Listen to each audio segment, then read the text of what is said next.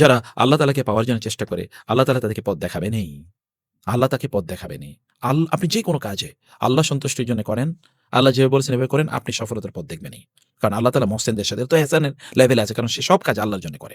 আল্লাহ যে কিতাব দিয়েছেন, এই কিতাবের সবকিছুর প্রতি আপনি ঈমান আনতে হবে। এটা একটা পরীক্ষা আপনার। আপনি কোরআনের সবকিছুর প্রতি ঈমান আনেন কিনা? কোরআনে আল্লাহ তাআলা বলেছেন, কোরআনে আল্লাহ তাআলা সবকিছুর সমাধান রেখেছেন। এখন আপনি বলেন কোরআনে আপনি সমাধানের জন্য আসেন কেন? যদি না আসেন তাহলে বুঝতে হবে যে আপনি আসলে সত্যি করতে ঈমানের দাবিতে শরীক না, সত্যবাদী না। এখানে প্রবলেম আছে, সংকট আছে এখানে। তাই না? বাল হুয়া আয়াতুন ওয়া মা কুনতা তাতলু মিন ক্বাবলি মিন কিতাবিন ওয়া লা তাখুত্তু বিয়ামিনিকা ইযাল লারতাবাল মুবতিলুন। কোরআন নিয়ে কিন্তু লোকেরা ফিতনার মধ্যে আছে, তারা পরীক্ষার মধ্যে আছে, তারা মানে আপনি দেখেন বাংলাদেশে এরকম অনেক লোক আছে, তারা কোরআনকে তারা কি মনে করে? আচ্ছা কোরআন তো ১৫০০ বছর আগে নাজিলকৃত আল্লাহর প্রকৃত কিতাব, এটা আমাদের সমাজে লাগে না। আপনি বলেন বাংলাদেশের শরিয়া আইন নিয়ে যে আমরা বারবার বলি, শরিয়া আইন চালাক, কোরআন আইন চালাক, কতজন লোক মানবে? তার মানে ফিতনার মধ্যে আছে কিনা তারা? তারা তো ওই কার্ল মার্কসের অথবা লেনিনের অথবা ওই যে কি যেন এটাকে আব্রাহাম লিঙ্কনের আ গণতন্ত্র এবং অন্যদের সমাজতন্ত্র অথবা ধরেন এখনকার American capitalism, economic capitalism, liberalism এগুলো নিয়ে তারা চলবে। কিন্তু ওইটাও তাদের মধ্যে নাই। ওটা নিয়ে তারা কোনভাবেই তারা কাজ করবে না। তার মানে এখানেও লোকরা ফিতনার মধ্যে আছে। বাল হু আয়াতুম বায়্যিনাতুন ফি সুদুরিল্লাযিনা উতুল ইলমা। কোরআন হচ্ছে যাদের জ্ঞান আছে, তাদের কাছে এটা একেবারে স্পষ্ট। তাদের অন্তরে আল্লাহ তাআলা কোরআনকে একেবারে প্রথিত করে দেন। ফলে কোরআনের জ্ঞান আপনাকে অর্জন করতে হবে। যদি আপনি কোরআন যদি চান যে কোরআন আপনার অন্তরে একেবারে গেঁথে আছে, তাহলে কোরআনে জ্ঞান অর্জন করতে হবে। কোরআনের বাইরে থাইকা এরপর আপনি কোরআনের মউজিজা বুঝবেন, you will never do it. আজকে সকালবেলা আমার ফেসবুকের পোস্টটা আপনারা যদি না দেখে থাকেন তাহলে পড়বেন। তাহলে যে আমি বলেছি সকালে আপনারা কমপক্ষে মানে ১০, ১৫, ২০ মিনিট, আধা ঘন্টা কোরআন তেলাওয়াত শুনে তারপরে দিন শুরু করবেন। কোরআন তেলাওয়াত তো করবেনই, তারপরে শুনবেন। যেমন আমি আজকেও শুনেছি এবং আমি কার তেলাওয়াত শুনি এটা আমি বলেছি। এটা আপনারা করেন তাইলে আপনার কোরআনের মজা বুঝবেন। কোরআনের মজা বুঝবেন, মজা পাবেন আপনারা। এটা আপনাদের জন্য জরুরি, গুরুত্বপূর্ণ। আচ্ছা ওয়াকালু লাউলা উনজিলা আলাইহি আয়াতুম মির রাব্বি কুল ইন্নামাল আয়াতু ইনদাল্লাহ ওয়া ইন্নামা আনা নাযিরুম মুবিন। আল্লাহ সুবহানাহু ওয়া তাআলা এরপরে এই আয়াতগুলোতে এদের কাফের এবং মুশরিকদের বিভিন্ন ধরনের তাদের প্রত্যাশা, তাদের আকাঙ্ক্ষা, কেন কোরআন ওইরকম হলো না, কেন রাসূল এরকম হলো না, কেন এটা আসলো না, মানে তাদের কাছে বিভিন্ন ধরনের কোয়েশ্চেন, এগুলো শয়তান তাদের মধ্যে তৈরি করে দেয়। এর মাধ্যমে তারা ফিতনায় পড়ে। কোরআনে তাদের বিভিন্ন প্রশ্ন আসে। যেমন অনেকে আমাদেরকে প্রশ্ন করেন, আচ্ছা আয়েশা রাদিয়াল্লাহু তাআলা আনহার রাসূল সাল্লাল্লাহু আলাইহি ওয়াসাল্লামের বিয়ে করার সময় তার বয়স কত ছিল? ৯ বছর। এত ছোট বাচ্চারই তিনি বিয়ে করেছেন। আমি বলি তোমার আপনি যারা বলছেন, আমি বলি তোমার দাদির বয়স কত ছিল যখন বিয়ে হইছে তার? জিজ্ঞেস করে তো তার বয়সও ১০ ছিল বা ১১ ছিল বা ১২ ছিল। তাই না? ১০, ১১, ১২ ছিল। তো এখন রবীন্দ্রনাথ বিয়ে করছে তো ৮ বছরের মেয়েকে। মানে এই যে শয়তানদের শয়তানি। এখন আপনি এই শয়তানদের শয়তানিতে আপনি ঢুইকা কি করবেন আপনি? রবীন্দ্রনাথকে তারা পূজা করে। এই যে ওই যে আ আ হেমালিনী নাকে তাকে যে রবীন্দ্রনাথ বিয়ে করছে কোন একটা মেয়েকে, ৮ বছরের মেয়েকে, এটাকে নিয়ে তাদের কোন কথা বার্তা নাই। তারপর রবীন্দ্রনাথের তারা গান গাইবে। রবীন্দ্রনাথের রবীন্দ্রসঙ্গীত তারা গাইবে। তাই না? এবং মরতে, মরতে যেন রবীন্দ্রনাথের সঙ্গীত তাকে শোনানো হয়। এই তারা কথা বলবে। এই সকল মুনাফিকগুলো আল্লাহর রাসূলের যখন আলোচনা হয়েছে তখন তিনি এরকম একটা ছোট মেয়ের বিয়ে করেছেন। সমাজ তখন কি ছিল? এটা আরবের ছোট মেয়ে? এটা কি বাংলাদেশের ছোট মেয়ে? আর এটা কি ১৫০০ বছর পরের সমাজ? মানুষের বিবর্তন হয় না, মানুষের পরিবর্তন হয় না। তৎকালীন সমাজের কালচার কি ছিল?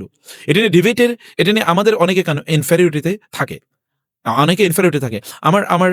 আমাকে আমার বড় মেয়ে জিজ্ঞেস করেছিল, বাবা এরকম একটা আলোচনা এসছে তার মানে একাডেমিক সার্কেলে তার ফ্রেন্ডদের মাঝে অনেকেই এরকম কথা বলছে। কারণ সেখানে অনেকেই যারা ইসলাম নিয়ে অত ভালো জানে না। তো আমি বলছি, তুমি কি বলছো? আমি বলছি তখন বলছে, বাবা আমি বলেছি ১৫০০ বছর আগের সেই সমাজের স্ট্যান্ডার্ড আর এখনকার সমাজের স্ট্যান্ডার্ড কি একরকম? আমি বলেছি পারফেক্ট আনসার। তখনকার স্ট্যান্ডার্ড এখনকার স্ট্যান্ডার্ড তো এক না। এমনকি ৫০ বছর আগের স্ট্যান্ডার্ড তো এক না। আমার মায়ের বিয়ে হয়েছে যখন তার বয়স ছিল ১২। উনি তখন ক্লাস 2 তে পড়েন। এখন আপনি ক্লাস 2 তে একটা মেয়ের বিয়ে দেন তো দেখি। তাই না? তার মানে বোঝা যাচ্ছে যে এগুলো মানে এইভাবে মানুষরা তাদেরকে ফিতনার মধ্যেই ফেলতে চাইবে। অনেকেই তারা এরকম মানুষ ফিতনার মধ্যে আছে যে আমি এত গুনাহ করি, অপরাধ করি, কই আমার তো কিছুই হয় না। আমার তো কোনো কিছু হয় না। আমি তো ভালোই আছি।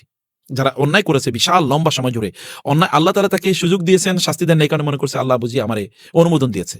আমি বুঝি এরকম। যারা অনেক টাকা পয়সার মালিক কিন্তু হারাম কাজ করে যাচ্ছে, তারা মনে করে আমার তো টাকা বাড়তেছেই ডেইলি। তার মানে তো আমি যে পথে আছি এটা বুঝি অন্যায় কোনো পথ না। এটা একটা বড় ধরনের ফিতনা।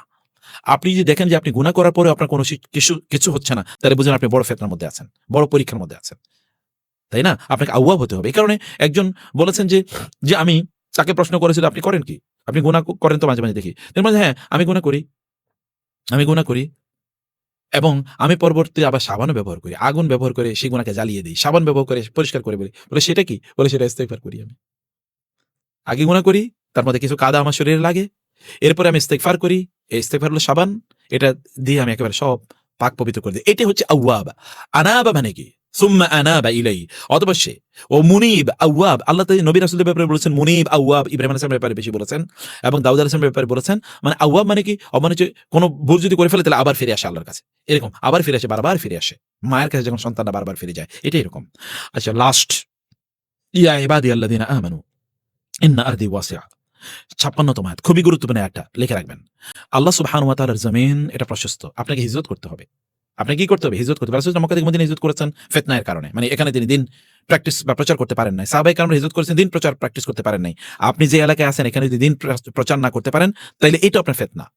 আর পরীক্ষা, বিশাল ফ্ল্যাট, বিশাল আলিশান বাড়ি, এই এলাকায় সবাই আপনাকে চেনে, এলাকা ছেড়ে যেতে মনে চায় না, এটা তো ফিতনার মধ্যে আপনি আছেন, পরীক্ষার মধ্যে আছেন। You should immediately leave that place. আপনাকে পরীক্ষায় উত্তীর্ণ হতে হলে ওই জায়গা আপনাকে অতিক্রম করে অন্য জায়গায় আপনাকে চলে আসতে হবে।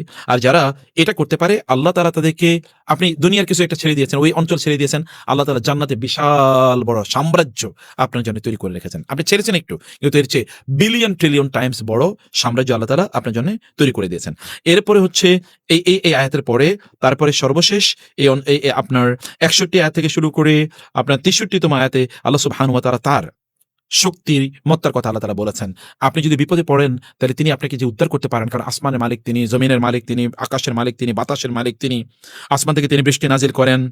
অতএব তিনি যিনি এগুলো করতে পারেন, তিনি কি এটা করতে পারেন না? তিনি কি আপনার বিপদ দূর করতে পারেন না? অবশ্যই তিনি পারেন।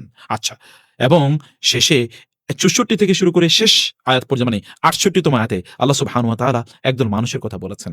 তারা দুনিয়াতে খেল তামাশা নিয়ে ব্যস্ত, কেবল আনন্দ ফুর্তি ইত্যাদি নিয়ে ব্যস্ত, এবং এই কারণে তারা ফিতনার মধ্যে, আনন্দ ফুর্তির ফিতনার মধ্যে আছে। যেমন বাঙালিরা ক্রিকেট ফিতনার মধ্যে আছে, বাঙালি ক্রিকেট খেলা হলে এরা পূজা করে ক্রিকেট খেলার, তাই না? এটা একটা ফিতনা। এই ফিতনার কথা বলেছেন। আরেকটা ফিতনা আছে, তাহলে জ্ঞানের ফিতনা, ঝগড়া বিবাদ, বিতর্ক করা।